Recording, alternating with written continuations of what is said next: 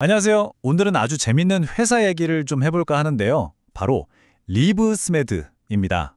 외과 의사의 정교한 손맛과 한 기업의 대담한 도전이 만나서 수술의 판도를 완전히 바꾸려고 하고 있거든요. 어떤 이야기인지 지금부터 한번 깊게 들어가 보겠습니다.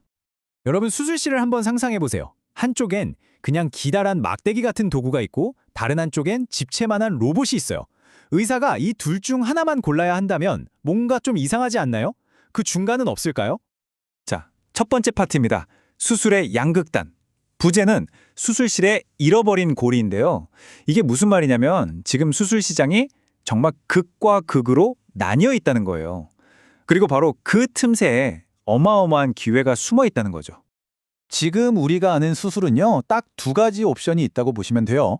왼쪽, 이게 바로 전통적인 복강경 수술인데, 일단 싸고 많이들 쓰죠? 근데 문제가 뭐냐? 그냥 긴 막대기니까 정교한 움직임이 어렵고 의사들이 이걸로 몇 시간씩 수술하면 정말 녹초가 됩니다.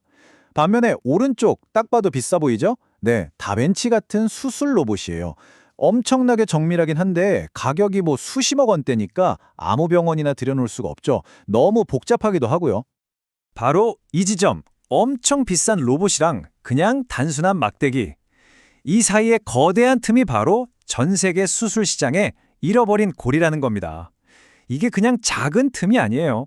뭔가 새로운 해결책이 절실히 필요한 거대한 시장의 빈틈인 거죠. 자, 그럼 이 빈틈을 채울 주인공이 등장해야겠죠. 두 번째 파트, 손 안의 로봇입니다. 바로 리브스메디의 아티센셜을 소개해 드릴게요. 아티센셜, 이름이 좀 어렵죠? 이게 뭐냐면요, 세상에 없던 물건입니다. 손으로 잡고 쓰는 수술 도구인데 마치 로봇팔처럼 여러 관절이 자유자재로 꺾이고 돌아가요. 근데 진짜 놀라운 건 뭔지 아세요? 전기가 하나도 안 들어간다는 거예요. 오로지 의사의 손입만으로 이 모든 움직임이 가능하다는 거. 완전 기계식인 거죠. 근데 기존의 그 비싼 수술 로봇들 있죠? 걔네들의 치명적인 약점이 하나 있어요. 바로 이겁니다. 수술 로봇의 가장 큰 문제는 촉각이 느껴지지 않는다는 것. 생각해보세요. 의사가 화면만 보고 로봇팔을 조종하는데 이 로봇팔이 조직을 얼마나 세게 누르고 있는지 그 감촉을 전혀 느낄 수가 없는 거예요. 이게 진짜 위험할 수 있거든요. 근데 아티센셜은 어떻다? 100% 기계식이잖아요. 그러니까 의사의 손에 그 미세한 감촉, 조직을 건드리는 느낌이 그대로 전달되는 거예요. 이걸 햅틱 피드백이라고 하는데 이게 있느냐 없느냐가 수술의 안전성을 완전히 바꿔놓는 거죠. 자, 기술 얘기는 이쯤 하고 세 번째 파트로 넘어가 볼게요. 면도기, 면도날 혁명. 제품도 혁신적이지만 사실 투자자들이 이 회사에 더 열광하는 이유는 바로 이 기가 막힌 비즈니스 모델 때문입니다.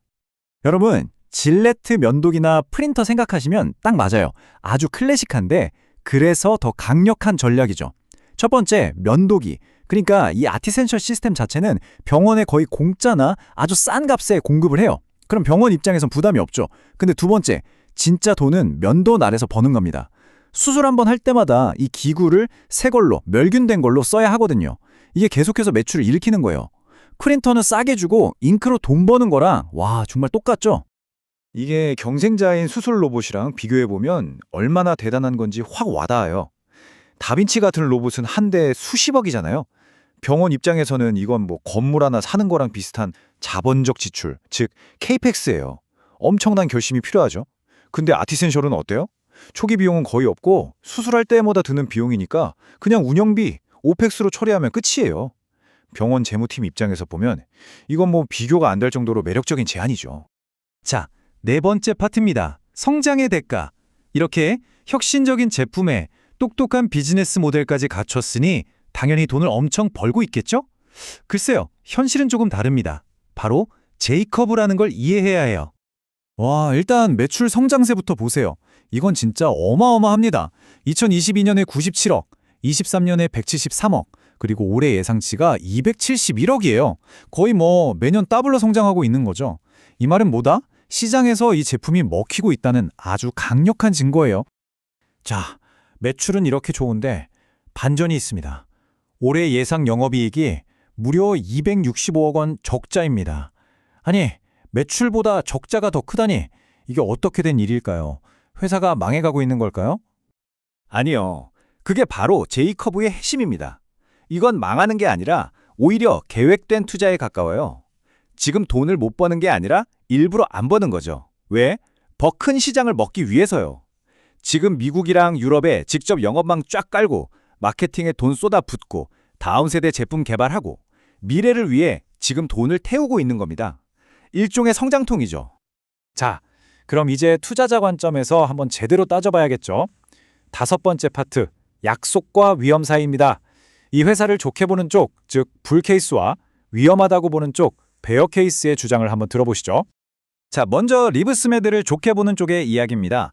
이분들 주장은 이래요. 첫째, 지금 전 세계 의료계는 무조건 최소 침습 수술로 가고 있다.